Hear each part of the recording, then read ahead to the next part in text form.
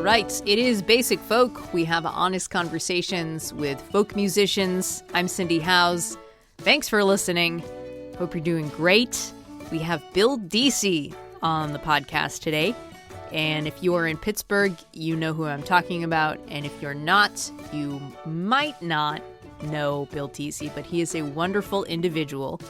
And I'll tell you a little bit about what we're going to talk about in just a moment. But first, let's thank our sponsors for Basic Folk. Basic Folk is brought to you in part by Tina and Her Pony, a queer duo bringing traditional Appalachian music and vocal harmonies into the 21st century. Visit tinaandherpony.com. Basic Folk is supported financially and emotionally by motivational life coach Janet Forrest. Janet works with individuals with big dreams who need support and accountability to get moving. Visit janetforrest.com to learn more. Mention Basic Folk and you will receive 25% off your first month of coaching. Bill Deasy is a singer-songwriter who is based in Pittsburgh, and in the mid-90s, Bill and his band, The Gathering Field, had an album come out on Atlantic Records. They toured the country. The band performed on David Letterman, and that was it. That was the one major label album that was put out by The Gathering Field. They released a few more albums and kind of took a break for a little while, came back, released albums after that. But all the while, like after that, Bill started releasing solo albums and cultivating his own passionate following in Pittsburgh and beyond. He is also the author of a couple of books and just a really wonderful person to talk to. He's very open and kind of very honest, which is what this podcast is all about.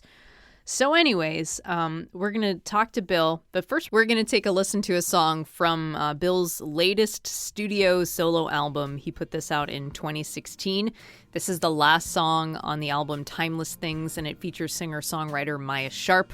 So we'll hear this song and then we'll get to our conversation with Bill Deasy. Like a moth who haunts a long extinguished flame, but the light is gone and can't recall his name. But he's such a stubborn old daft bomber. He only wants to gaze upon her once again.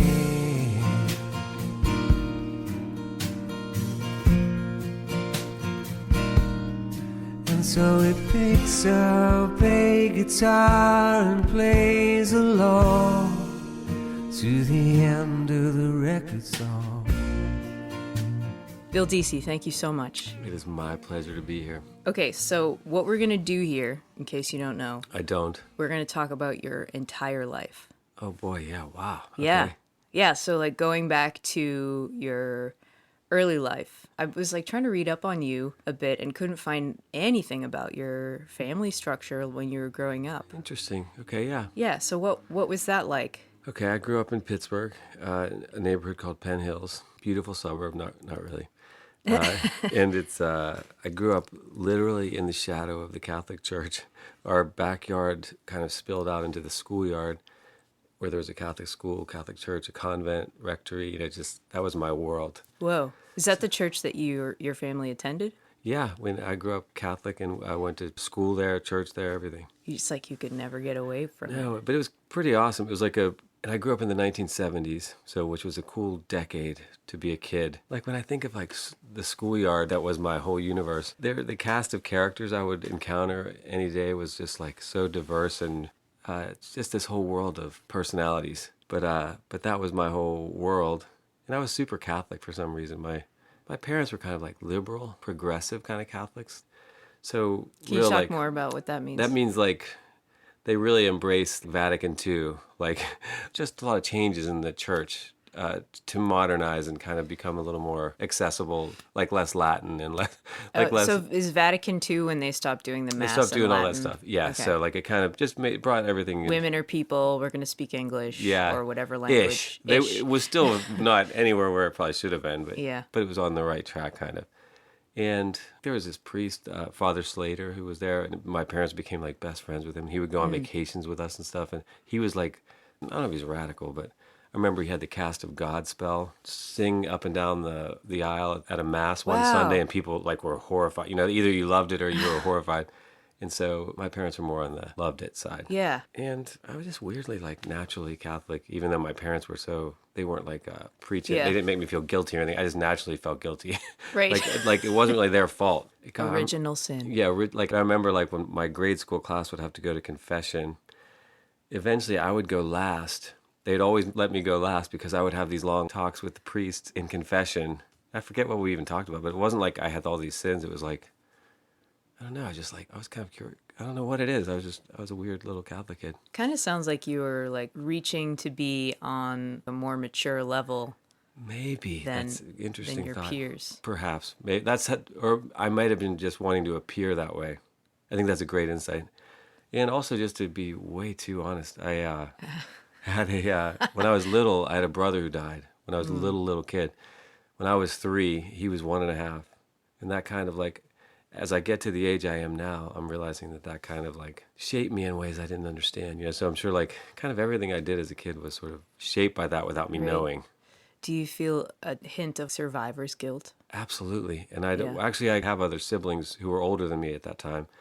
So we all kind of have our different issues from it, I think, based on where we were maybe developmentally. Mm-hmm. But I was at a bad age for that kind of, it's never good for a big loss like that. But I wasn't really verbal yet. And like I talked, but I just couldn't articulate anything. Yeah. So like I just left a lot of probably just unresolved things that I don't really understand even. I don't know if it's survivor's guilt.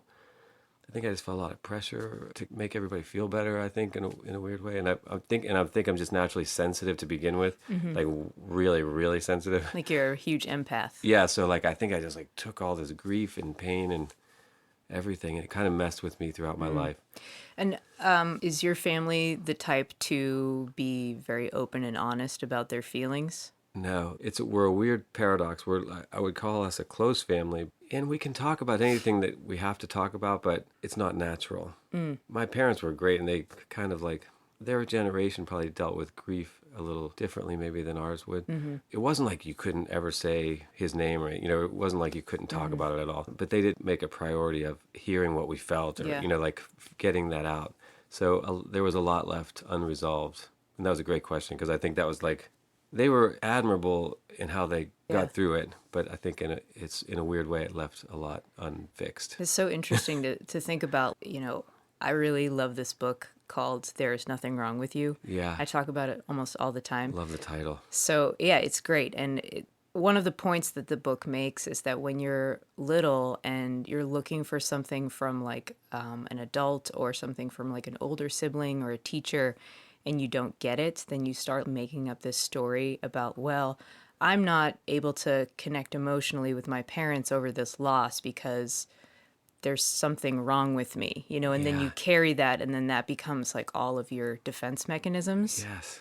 The weird thing is when you get to like middle age, which I guess is where I am, that was a trauma in my childhood. I never even thought of it that like in those words, but if you don't heal stuff, like I've heard recently, pain you don't transform, you transmit. Oh, yeah. So I've transmitted a lot of pain to people close to me because I never transformed it. So like eventually you reach kind of a reckoning, and you have to kind of dig into all that stuff. Yeah. It's no fun. It's not really fun, but it is.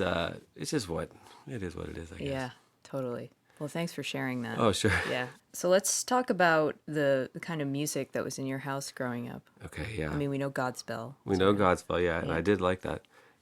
For me, it all begins with Elvis Presley.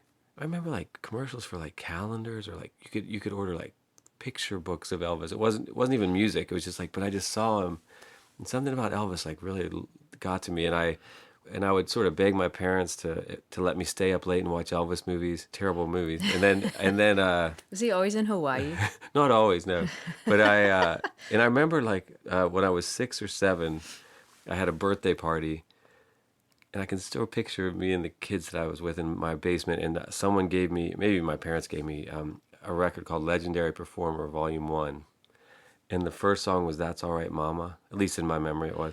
And I just remember listening to that song. It was almost like a narcotic or something entering my blood. Like I just like... Endorphins. Yeah, it was just like, wow. And I feel like in a way I knew right then literally what I kind of wanted to do for the rest of my life, because it was like I just wanted to be Elvis, really, is what it was.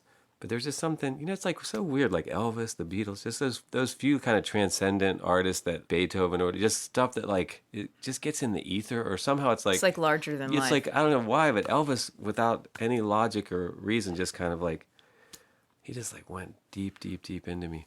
And it was the 70s, so it was 70s Elvis. Actually, and my dad from then on would, like, every Saturday we would go to this store called Grant's and he would buy me a different Elvis single. There was like, you could still buy records in normal places. And I would get every Saturday. And I remember initially I got mostly like the 50s songs, like Hound Dog and Don't Be Cruel and all that stuff. And that's what I really like lost my mind to. But then I ended up loving every single phase of Elvis. There's no bad Elvis. So when did you come to the guitar? Well, first of all, every day I'd come home from school, starting from first grade on, listen to Elvis records, rock on my bed, like sit on the edge of my bed and kind of rock to Elvis, which is, who knows what that means. But like I would just memorize every song. I would just fantasize of like being on stage, and it was just like I knew everything about Elvis. So I think in third grade I got my first guitar, and I started taking guitar lessons, and like classical guitar lessons, and I was never like a super gifted guitar player.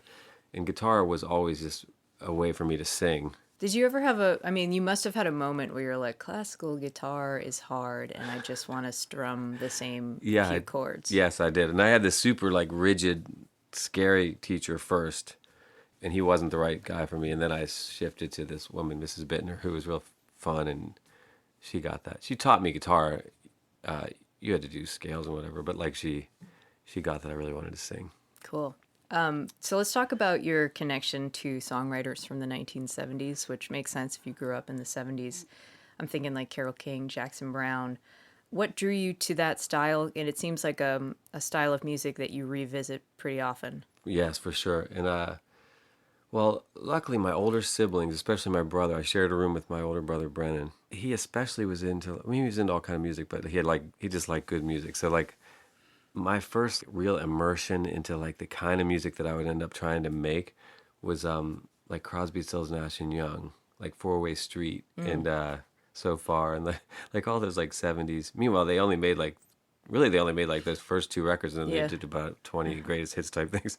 But I just loved that stuff. And then Neil Young, I got deeper into, like he had Decade, like the big retrospective.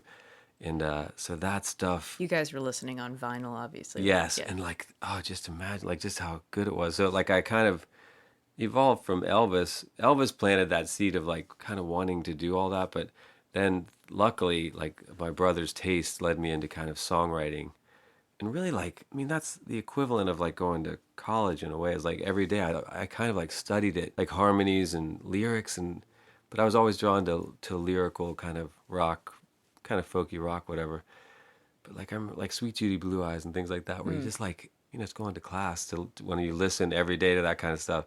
And he also liked, he liked Jackson Browne. Some things I kind of like took and then went further with it. Like Jackson Browne, for some reason, always really resonated for me, probably because of that deep sadness that was in me forever. Because Jackson Browne is so sad, really, or because music is. Yeah. Well, also, it must have really resonated with you to find another male who felt that. Yes, yeah. And was able to express it. Yeah, because I always felt like, to me, Jackson Browne was always a little bit different than like a James Taylor or something. It's all good, but Jackson Browne, for some reason, he just resonated right on my frequency. Jackson Browne was like a little cooler. Something about him, yeah. And although he was so sensitive, so which maybe isn't that cool, like, or, I don't know, it wasn't like he was... No, he kind of like made being sensitive cool. Right. But he was like, James Taylor kind of is like a goofball. Yeah, a little bit, yeah. Although I did like everybody his loves music. James Taylor. But I know what you mean. I just never, I thought Jackson Browne was a lot more, to me, was more serious to me of an artist. But that's probably not the right way to put it. But Jackson Browne, just like Late for the Sky, really just those first few records of his, still like kind of can choke me up to even think about like how I felt about that. But and he like, I don't know, you could just hear like the obsessiveness he applied to his writing.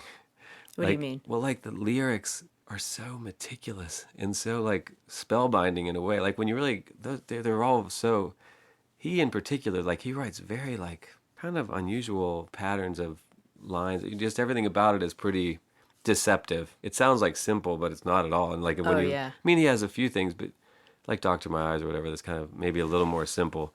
But I was trying to talk to, so I had a musician on the podcast named Rachel Sumner, and she was talking about how, so she went to Berkeley, and one of her professors would often take this class of songwriters to the Museum of Fine Art in Boston and sort of explain how painters would intentionally do things to their painting to like draw a person in, and he would like compare it to songwriting, how like interesting. people, intentionally do things in songs to draw you in. I was like, is that like manipulation? And then I went off on this weird thing of like the good kind of like songwriters and artists in general. Like there's like a good kind of manipulation, and I've thought about it more since then. And it's like if an artist can make you feel something without you realizing the craft, then that is like a masterful way of a good kind of manipulation. Yeah, that's great. What is the word for that? Yeah, I don't know, but it's just good. But I know exactly what you mean, yeah, because it is deceptive. Jackson Browne in particular, just like he spins these lines, or just these words that are just pretty amazing. It's funny, like there are just a few records that are immersive experiences, like listening. I mean, for me, a lot of music is, but like Late for the Sky is immersive. I feel like I disappear into it. Nebraska is like that. Van Morrison's Astral Weeks, I disappeared into that. It's almost like it's all just surrounding you. This music, this world that he, like, especially Astral Weeks, it's like, what the hell is he doing here? Like, I didn't even know I was blown away. And I mean, it's like, I'm getting chills right now thinking about it. But the first song on Astral Weeks, if I venture in the slipstream, between the viaducts of my, like, it's like, what are you talking about? It's like, but I love it. It's like, it's so like mystical. And like, that was the first time I felt like, I guess I felt like a transcendent quality that music could take you to some cosmic place. Yeah, so for me, I really feel like music makes me feel like the universe is inside me, which is like, oh yeah, it's true. Like to think about it, like the universe is inside of you. There's all this mystical things that humans can tap into if they really allow themselves to, and music for sure is one of those elements. Yeah, absolutely, yeah. And that's how, without ever, being too young to kind of put it into those words that you did so well there. I just remember like driving to New Hampshire with my friend because our other friend was working at a camp there, and just listening to Astral Weeks over and over, and just on cassette. Probably on cassette, yeah. Yeah. Well, definitely on cassette, yeah. Yeah. What else could it have been?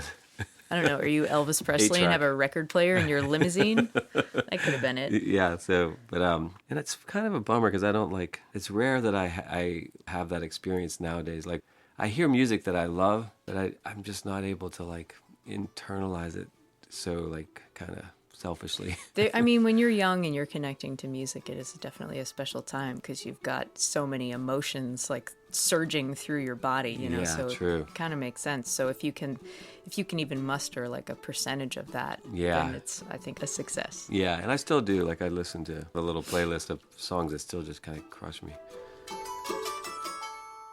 So you and your wife, did you meet when you were kids? We met. She went to the same Catholic grade school that I did and lived in the same kind of general neighborhood. Not like right in my schoolyard, but I became aware of her. We were always in different classes, but then I became aware of her, maybe in 4th or 5th grade. It makes me wonder about like past lives or things. Because once she was on my radar, I was like, wow, like just something. I was obsessed with her in a kind of a bizarre way. Did it feel like you had just already knew her? Yeah, it did. Yeah. Kind of just. I mean, looking back on it, she just became my, and I would write her these crazy notes, and like I remember her mom kind of talked to me once, like you might want to chill out a little bit. Tone it down. I mean, yeah, but it wasn't bad. It was just like I loved her, from when I was a little kid. That's so sweet. Yeah. Was it reciprocal? Yeah, it was kind of reciprocal. Yeah, it was. But we were both kind of but we were kids, and I remember she wrote me. We would break up, or we'd have like ups and downs, and then she wrote me some note where she put all the lyrics to "I Will Survive," the song "I Will Survive." that was her note to me, just the whole song "I Will Survive." I don't need you. Yeah. So, but then we went to different high schools, and we kind of lost touch for a long time. And then when did you come back? In our 20s, she's kind of like she is a person who has a unique ability to like bring people together. She just like never lets a group go. So like when she's out of high school, she's still bringing her high school people to her college friends, and like she just every group of friends just kind of builds on itself. Mm-hmm. And so as I started playing music, I realized that she organized some kind of like grade school reunion or something. That's how we reconnected. But then she would come see me play sometimes, and I would need to get people to come see me, and I just realized that she knew like 2,000 people. She was your street team. Yeah, right. So I was just she would bring all these random people. Like she had a Russian pen pal. Like the first time she and I went on a date, she had a Russian pen pal. This is very typical of her. Who it became this big thing. She met him through some kind of program through Pitt, like Russia, United States kind of thing, and then he ended up coming and living with her family, this Russian guy from Siberia or something. Whoa. And so the first time she and I were going to go to a movie together, in the afternoon, like a matinee, she called and said, "Do you mind if I bring my Russian pen pal?"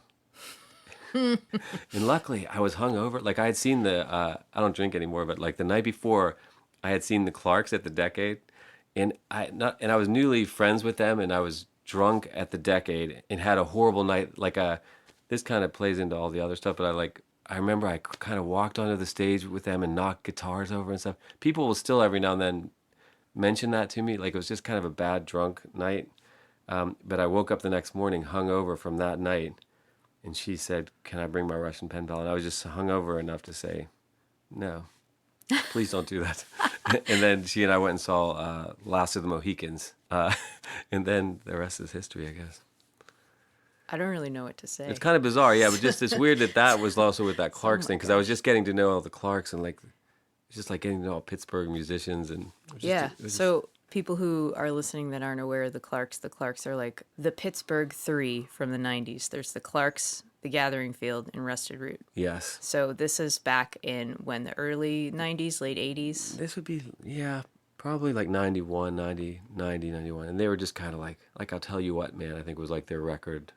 But they were just getting airplay, I think, on WDV. And I actually don't know exactly where they were, but I had met Rob James from the Clarks.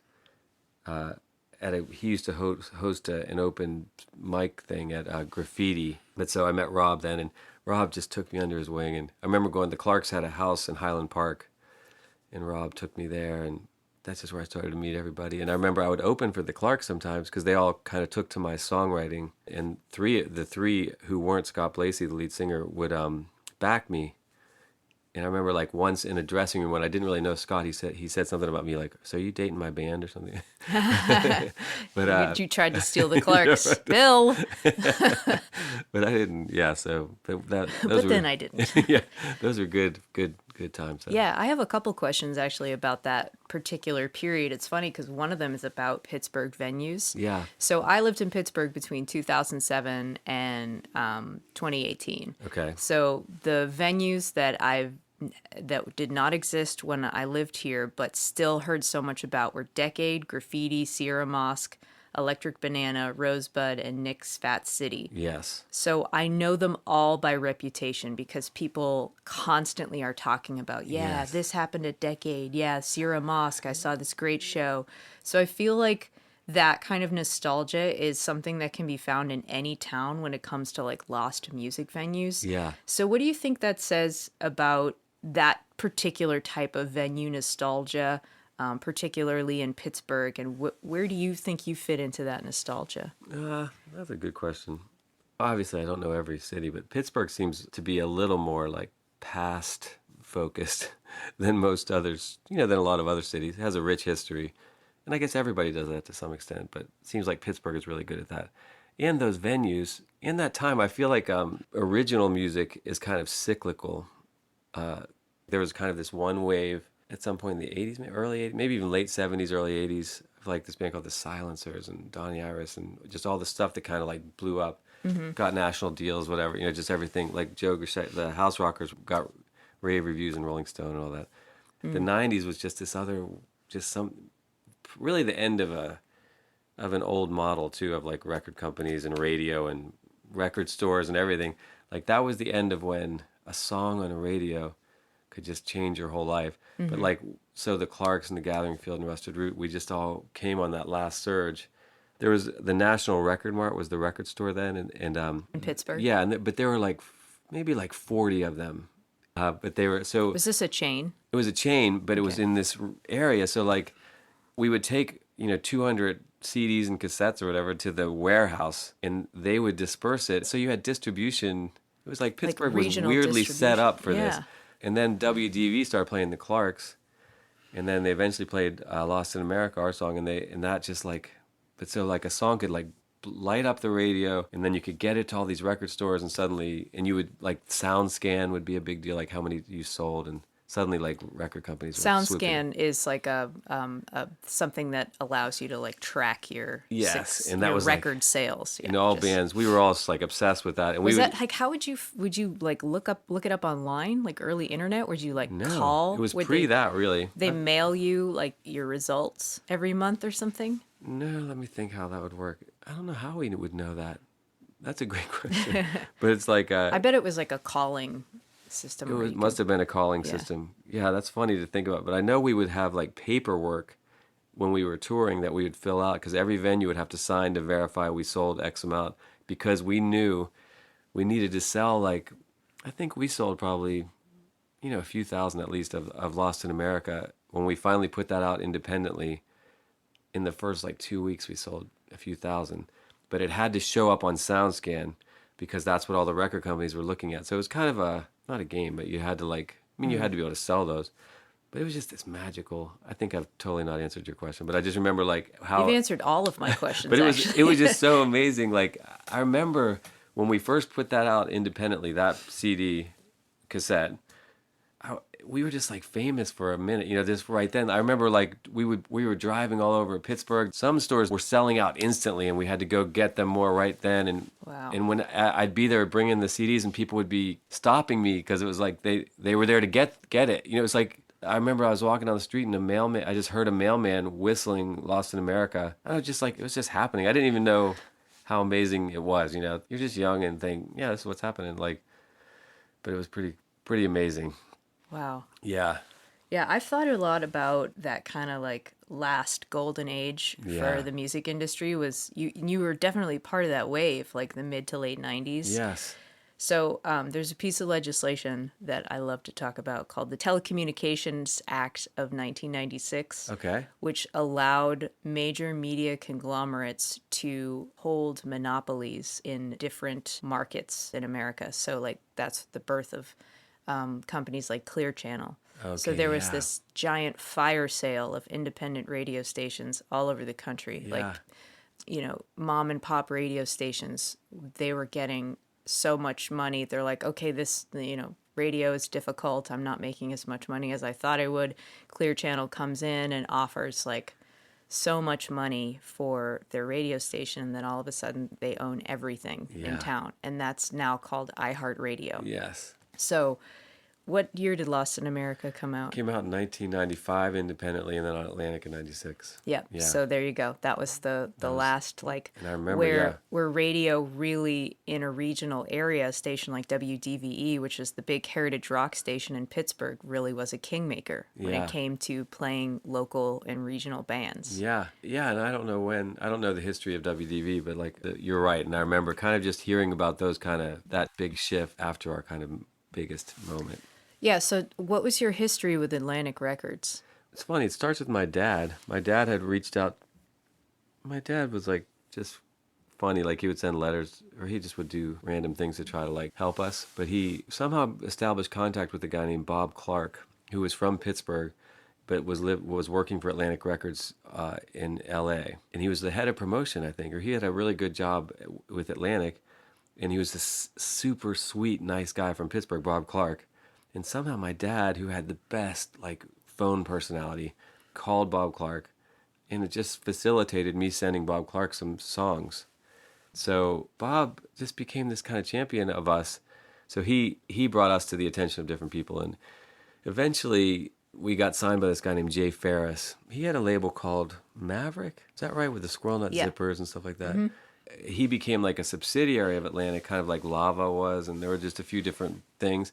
But then Jay's thing eventually became full-on Atlantic, and Jay became like a VP of Atlantic. Well, and then just as that was happening, he was the one who signed us. But I remember Lava, a guy named Jason Flom, flew us to New York, and we thought we were just about to sign with Lava, which was a part of Atlantic. And we met everybody there, and we were introduced to everybody, like, this is who's going to do your promo. This will be who you're doing.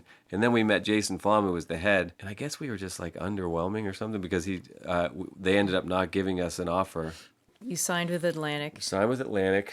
But I kind of knew within 3 weeks that it wasn't happening. You could just tell. Really? Yeah, it was like a big bummer. You could just all this like I was like, man, I'm on Atlantic Records. I remember standing on a balcony of a hotel in Los Angeles, holding the first thing I ever held with with the Atlantic logo on our music, and I thought, we made it. I just had this feeling of like, oh my God, we've arrived. We have a record deal with Atlantic, but they signed a million bands. It was also the era of like, they would just throw a million things out there. But it was interesting because Jason Flom and Lava, who for some reason mysteriously didn't sign us, they then signed Matchbox 20, and Jason suddenly had all the love of Atlantic, and Jay kind of suddenly got ousted. There was just all this kind of weird stuff that you couldn't predict. But and I remember we would tour all over the country, and everywhere we went there'd be a big you would see Matchbox 20 stuff. No one knew them or us, but you would still see their displays, and they just had all the attention. They had the promotional support. And we'd be lucky to have a CD on the shelf. So I kind of feel like we could have been that, but who knows? If we had been that, maybe I would have like gotten hooked on heroin or something. Yeah. Who knows? God. Before we move on, that's an interesting comment to make. Like, you have told me before that you used to drink and you don't anymore. Yeah. And then we talked a little bit about that one fateful night at the with Clarks. The Clarks, sure. Yeah, there were lots of those. So is that something that you struggled with, addiction? Yes, and still do kind of. I have just an addictive personality. So it's like, and I think like all the things that you can get addicted to are just symptoms. So like, there's always the deeper stuff. So the stuff we were talking about earlier, that's the kind of thing like I really need to get. The alcohol or whatever it is, the food, the like anything. Looking at your phone nonstop, it's all like a numbing agent. Yeah, you're self-medicating. Yeah. For me, it was like this existential kind of discomfort that I carried my whole life that I hadn't dealt with because I didn't even know it was there really, because it all started before I could really talk. So I'm just kind of addicted to anything I can be addicted to. But alcohol was part of it. And I was sober by the time all the good stuff happened in our career. Like I was never drinking. Like when you were on Atlantic. And at our peak, peak Pittsburgh stuff, it was all sober. I got sober in 1993 from alcohol. And but I sometimes felt like it was that hurt us in a way because I couldn't party. Like I just like people were partying with the A&R guys and all that, and I just wasn't doing that. Yeah, like thinking about getting sober in 1993, it probably wasn't very cool or hip. No, and we were like an uncool band, really. We were a good band, but we were pretty subdued guys, and we were playing. I wasn't, but the other band members were playing like chess in our band. Like it's just like we were just kind of goofs. I think if I'd been a little wilder, more like, whatever sort of traditional rock. Like played the game or something. Yeah. It sounds like it really is all about connections. Yes. Yeah, and it was. Luck. So what was it like? What was it like for you after Atlantic was gone? Well, it was hard. It was a little bit of a. We were touring all the time, so we were on tour just nonstop. Never quite catching on. we kind of almost did a few places. Like I remember, typical of our luck, there was this radio station in Chicago that played us a ton, and we were kind of clicking in Chicago, but then that station suddenly switched to like Latin music or it switched formats, and so we couldn't catch a break. But Chicago, we were playing like bigger and bigger venues, the way it should go, but that was kind of an exception to the rule. So we just got on all kind of tours, and we toured a lot with like Vertical Horizon. We had the same booking agent as they did, and we would just travel all over with them, and it was all, it was all amazing. It was a great experience. Mm-hmm. Just to play music every night is awesome. I loved it. So no regrets. Great. My life then shifted to songwriting. I was always a songwriter, but then I kind of got more into like publishing, and I sort of started a new avenue. Like you went down to Nashville. Yeah. Yeah. And it was during that time, we were on Atlantic, and I got a deal with Polygram Publishing, which was common. Like a band would get a record deal, and then publishers would give the songwriter a publishing deal. When a Gathering Field album would come out, would you get all the songwriting credit or would the band get it? I would get most of it. There were certain songs that we kind of like co-wrote some of the music. I always wrote all the words. And really just, it usually was just me bringing a song to the band and everybody just, and that's just kind of hammering out. Right. But I would get this publishing. But yeah, so you get most of the credit, meaning if the song made money, you would get most of the money. The song, the airplay and stuff like that. But none of that ever really became a giant factor. But it was a factor in the, just publishing deals were pretty significant. Mm-hmm. And that was the end of that era too, probably, where like a guy in a rock band getting signed to Atlantic would get a pretty decent amount of money for the publishing deal. And it was a co-pub, meaning like you still keep half of it. And that's unheard of now too. I think you don't Really? Yeah, now it's just you don't keep any of your publishing everything's just harder for the artist now. But then I remember like I went to this thing in France that Polygram sent me, and it was like with all these like it was Belinda Carlisle and Jane Wiedlin and Who's Jane Wiedlin? she's in the Go-Go's. Oh, with Belinda. And she writes a lot of songs, or she wrote a lot of the songs. Howard Jones, this Bijou Phillips, who was kind of famous for just for being crazy, I think, but she just for being a wild child, and just it was kind of this cool thing. But every day you'd write with different people, and you'd write a song. So I started to get more opportunities as a songwriter, and I was always into people like John Hyatt and people, kind of songwriters who were artists, but like whose songs were covered a lot. This is so weird to hear you talk about this because, like, when I think about you as a songwriter and as a human being, I'm like, yeah, like this whole like Nashville like publishing deal, kind of like weird, artificial relationships with people, like that does not seem to fit your personality. No, yeah. So there was always probably like kind of a disconnect. But I wanted that life, like the idea of getting songs cut and like having that Right. finance whatever else you were doing was Sure. appealing to me. But it's still like really like unsettling to think of. Like, yeah, the paycheck is nice, but like, how did you feel about that world? Well, I never had any qualms with it because I don't view it quite how you're saying it. Like my first, Maybe I'm just being a little precious but about like, it. but my first trip to Nashville, like a writing trip where I just went down and had appointments, kind of where you're like every day you're meeting with a different person. My first one ever was Kim Ritchie. So like, Oh, bam. Okay. so there you like, go. I mean, and that's really the kind of people I was meeting with. So Yeah. Kim and I never met her. We went to dinner to just kind of get to know each other. We talked about like a Kurt Vonnegut book, I think. And I think in a Kurt Vonnegut book, the phrase "so it goes" is said a lot. Yes. And then the next day we met and wrote a song, and it was called "So It Goes," and that was like my first. Then I was kind of off and running, and then through Kim I wrote with a bunch of other, this guy Angelo who was super cool, and he was in Kim's band at the time. So Nashville isn't really so like cookie cutter. I mean, it is, but there's a just whole like other the- culture there too. It's like the Catholic Church. Yeah. All sorts of, Yeah, right. wow, people are different. Yeah, right, exactly. Because like Angelo like was just the coolest dude, and Kim Ritchie is like the greatest songwriter and singer ever. Well, okay, I want to talk about your family. So at some point, you and your wife started having kids. Yes. 5 boys. 4. 4. Okay. 4 boys. Yeah. So it must have changed your approach to life and songwriting so much. Yeah, I guess it did. It's my life, sure. I mean, I just think you get a little, maybe it deepens things a bit, but I feel like I was always writing about the same kind of stuff that started more from my childhood. That kind of those unresolved issues have always been kind of like playing in different ways through my songs. Yeah, yeah.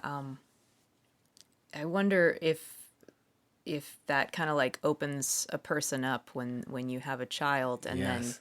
you see, what could possibly happen to your child and you sort of reflect on your own situation. Yeah, And then like- that's when you start dealing with it. Yes, I remember I remember very clearly I was in Nashville, and I just watched some kind of biography about Johnny Cash or something, and I think he lost a brother when he was a little kid. Yeah. And that just was hitting me, and at the time my It son was like Luke, a really awful accident. His older something- brother. Yeah, I think Johnny Cash maybe felt responsible. Yeah, for it or because something. it was like a mill saw kind of Yes, situation, right, and then yeah. I think his father kind of held it against him. Yeah, so like for some reason that was in my head, but I had my son Luke was 3, and my next son Jonah was 1 at the time, which is how old I was when my brother died, and I had this kind of night of like kind of connecting some dots on just understanding that that was really, really still a big deal in me. And actually, in the past like year, I've had to really look at a lot of I've been going through a kind of a hard phase of inward looking, and realizing that I still have a lot of unresolved stuff. And my songs have always been, I think, like my best self, like trying to like lead and like, or to even explain things to me or whatever. I don't know, but like I feel like I'm at a place where I can't let this be unresolved anymore. Whatever kind of childhood trauma stuff that is still churning around inside of me, and I'm dealing with it. Yeah. Can you talk about kind of like what steps you're taking to deal? Well, If it's too private, it's that's okay. all right. No, I've always been a kind of a 12-step person, so I've kind of recommitted to that, and I've been going to therapy and things like that, and just reading a lot. And Like, what are you reading? You should try that book, There Is Nothing Wrong With You. I will. I need books like that, but I read a lot of like 12. Right now, I'm kind of recommitting to the 12-step stuff, so I'm just okay. reading a lot of 12-step things. But and it's cool. But I feel like it's kind of frustrating because I feel like I almost learned so many things at different times in my life, but I didn't quite. Like I should have. Like, you get to the edge of it, and then what happens? Maybe the addict in me or the something in me, the scared little kid in me that was never healed, somehow like pulls me back from it, and I somehow convince myself that, oh, I'm okay, and I just kind of go on with my life, and then 2 years later I'm churning back into the dark, kind of hidden. Yeah. I like hide in plain sight is what I do. Yeah. So like I'm talking and you think I'm a nice, whatever, sensitive guy, but like really I'm just in my head and I'm kind of like secretly not. You're quite, on the edge of I'm something. not quite. Yeah, I'm not quite right. Yeah, it's like it's hard to see that if you're on the edge of something, if you push yourself all the way, your life will be better. Like, you have to go through the pain. Yes, that's so right. And now I guess what I'm really getting now is you have to feel that pain. Like, and now I'm just kind of not concentrating, but I'm trying to like just let myself feel pain and understand that like Yeah. I don't need to medicate it in any way or like Yeah. distract myself from it. I think that the fear of the pain is actually worse than the pain itself. Yes, that's so good. The fear has been like my crippler of my whole life, and I've just been afraid, and I'm like incredibly self-conscious, and like just kind of like, oh, since I was little I've just felt like kind of an imposter, like I'm kind of bluffing my way. I mean, maybe everyone feels that a little bit, but Imposter syndrome, for yeah, sure. but I have that, and I kind of had a breakthrough recently where I was like, friends of mine said they love me, and it was on the phone, and they were both like kind of yelling to me, "We love you," but like they were just kind of being really beautifully generous with their emotion to me. And I hung up the phone and I thought, like, why can't I feel love? Like, I didn't believe it. And I was like, and I started to cry. I was driving in my car thinking like, why do I think that? And I think like I had this sort of breakthrough from my childhood where I think since I was 3 years old, I kind of felt like everybody's love for me was really meant for my brother who died. Wow. Or something that I was like kind of taking what wasn't mine. Maybe because I took everybody's grief and like I don't know what it was, but so from that point on I felt like an imposter who really didn't deserve any good stuff that came to him. It was really meant for my brother. So that was kind of a breakthrough, and it's giving me chills right now. But it's just like, so that's kind of where I am. Just trying to. Yeah, I think when you block yourself off from pain, you also block yourself off from joy. Yes, for sure. Something to keep in mind. Yeah. Although they both still come through, like I have had a lot of joy, and like I don't want to overstate it, but I can't understate it. But I've had a good, and that's where kids really kids like kind of get you out of yourself. Like my kids have made me so much less self-conscious and brought me so much joy. What's that? How do they make you less self-conscious? Well, you just have to be silly. They're just like little kids. You're just kind of always trying to like light them up in some way. So it's like, I don't know, just like you just get used to being a goofball in a more consistent way. And, they just kind of get your best love. And they're kind of like, they've been a big part of my life for 21 years. You also have written 3 books. Yes. So how did you find the experience of writing novels to songs? And I'm wondering like how that might have... if you felt like writing a novel helped open up this part of you that was kind of holding you back in songwriting, or how it changed your songwriting. Yeah, that's interesting. I think I've been more changed by I've adapted one of the novels into a screenplay, and that's like that form of writing has been more challenging, and is kind of in a way more similar to songwriting in a way you have to like express things much more succinctly. But the novels, especially Ransom Seaborn, it was kind of musical feeling writing. I remember I listened to music all the time as I wrote it. First of all, like I listened to the Bob Dylan song "Not Dark Yet" over and over. It just became this thing as I wrote that novel. And like I remember certain passages writing it where I would kind of lose my breath. It felt like a performance almost. I just could feel like I was hitting some sweet spot in the fiction. So to me, even writing fiction felt kind of musical. It's just longer, you need a longer attention span kind of. But songwriting to me is like, takes a long attention span because I don't usually get songs right the first time. So it's like I keep working at it, and every now and then a song will just be good from the beginning. But you just have to really, really be patient with that stuff. Yeah, so the way that you write songs is pretty cool. I don't think this is your process all the time. You have the ability to start writing a song in the middle of doing something else. Like one time we did an interview at WYEP, and then you told me later on your way out, you started writing a song. Yeah. And then I read that one time you were getting like a haircut and you started writing a song. Yeah. That's a little, those are a little exceptional moments. But like the one with you was called Brooklyn Honey. It was like bitter cold but beautiful bright day that I did an interview with you, or I forget what we did. Yeah. But then I got back in my car and I had this whole like melody and thing in my head, and I went home and wrote that. And it was similar in New York it was my Good Morning America phase of life where I had the theme song and I was in whatever. So I forget why I was getting my haircut at this salon in New York. Just to interject, Bill Deasy, for 4 years you had the Good Morning America theme song. Yeah. You wrote that and they played it for 4 years. And I was in it. Like I was in the commercial on national TV every day singing this song called Good Things Are Happening. But this kid named Levi was washing my hair before my haircut. And then on the subway ride after, I just started thinking of this. Like the first line of the song I wrote was, I was baptized by Levi in a second floor sink, which is exactly what happened. But then I was off to the races. So that's like not a common occurrence? Well, I don't know. Maybe, yeah. I mean, it's more common that I'll just be walking around and like some ideas will start to come to me. It's not always that direct. Once you get so comfortable doing something, it can happen a million different ways. Although I haven't written a song in a little while, and I feel like a big surge of music coming. Well, keep us posted. Yeah, I will. Great. Well, I think this is a great place to stop. Yeah, we have gone deep here. We really have. Lord, we need to, I don't know, like just take a nap after this or something. But yeah. Thanks, Bill. I appreciate it. Oh, thank you. Really like that, Bill Deasy. It's a real class act. Thanks again to Bill. Also want to thank Tree Lady Studios for letting us record. Tree Lady Studios and the Church Recording Studio in Pittsburgh for letting us use their space to record. Thanks to Dana and Dave over there. And also want to thank our sponsors for Basic Folk.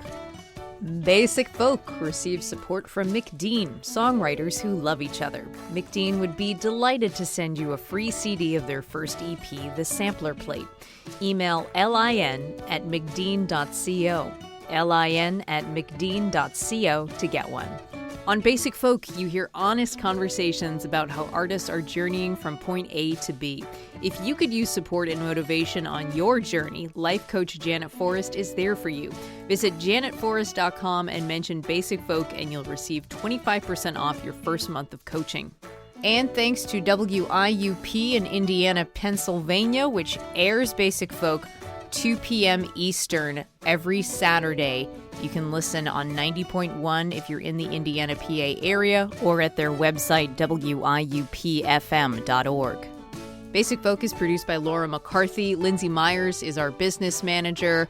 Our graphic, which, by the way, is amazing, was made by Katie Crawford, who is so helpful and great.